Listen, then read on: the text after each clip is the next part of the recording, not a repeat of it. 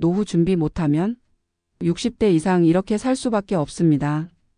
은퇴하면 편하게 쉬면서 살 수 있을 줄 알았다. 많은 분들이 직장 생활을 하며 수십 년간 품어온 소망입니다. 하지만 막상 60대가 되어보면 현실은 전혀 다릅니다. 물가는 오르고 연금은 생각보다 적게 나오고 건강은 예전 같지 않습니다. 자녀들은 각자의 삶을 꾸리느라 부모에게 경제적으로 도움을 줄 여력이 없고 노부부만 남아 마주보며 앞으로 2030년을 어떻게 버틸까라는 고민에 빠집니다. 노후 준비가 되어 있지 않다면 60대 이후의 삶은 선택지가 아니라 생존을 위한 버티기로 전락합니다.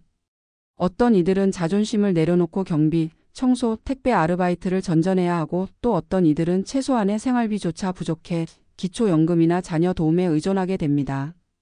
이 글에서는 실제 한 사례를 통해 노후 준비가 부족할 때 어떤 현실이 펼쳐지는지 살펴보고 이어서 전문가 칼럼 형식으로 60대 이후에도 삶을 지켜낼 수 있는 구체적 전략을 제안하려 합니다.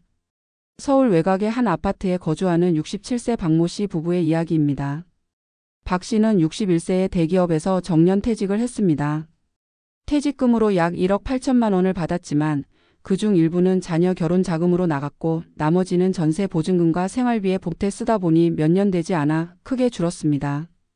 퇴직 후 국민연금 나오면 충분히 살 수 있겠지라는 생각이 있었지만 막상 받아본 연금액은 월 120만 원.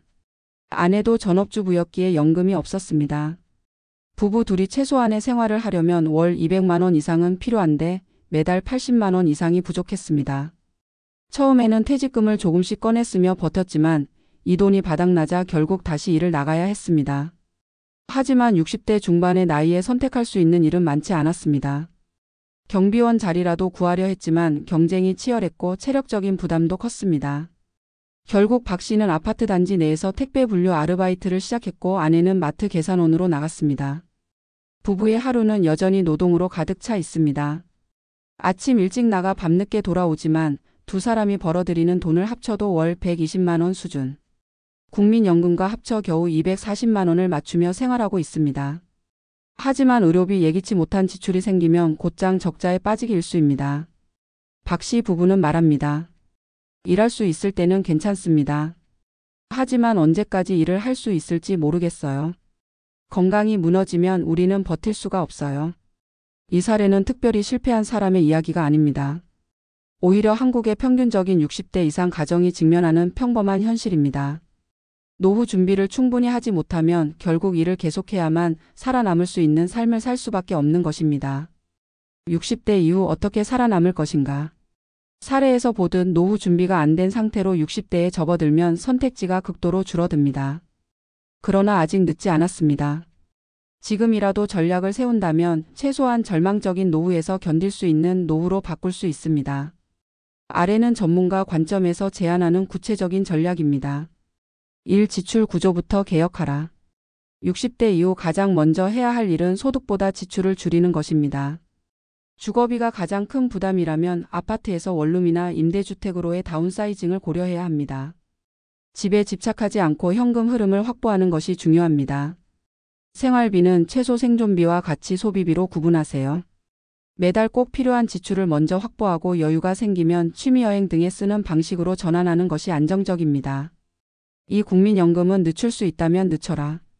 많은 이들이 62세부터 연금을 받기 시작하지만 수령 시점을 65세까지 늦추면 평생 받는 금액이 30% 이상 늘어납니다. 건강이 허락한다면 소득 활동을 하며 연금 수령을 미루는 것이 장기적으로 더 유리합니다. 연금이 평생의 안전망이라는 점을 잊지 말아야 합니다. 3. 작은 일자리를 반드시 확보하라. 은퇴 후 일자리는 돈 이상의 의미를 가집니다. 일정한 소득을 벌어 생활을 보완할 수 있고 무엇보다 사회적 연결과 삶의 활력을 유지하는 데 중요합니다. 정부나 지자체에서 제공하는 시니어 일자리 사업, 공공근로, 파트타임 단순 노동 등 어떤 형태든 연결고리를 유지해야 합니다. 체면이 깎인다는 생각을 버리고 이를 곧바로 생활 습관으로 받아들여야 합니다. 4. 건강이 곧 재산이다. 60대 이후 가장 큰 지출은 의료비입니다.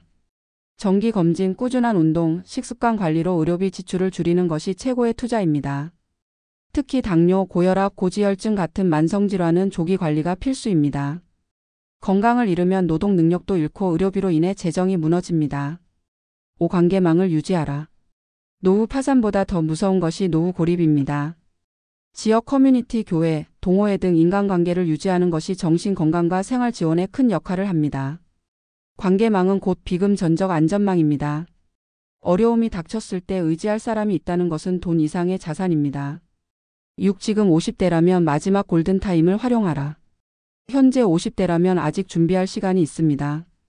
연금 수령액을 최대화하기 위해 보험료 납부를 연장하거나 추가 납입을 검토하세요.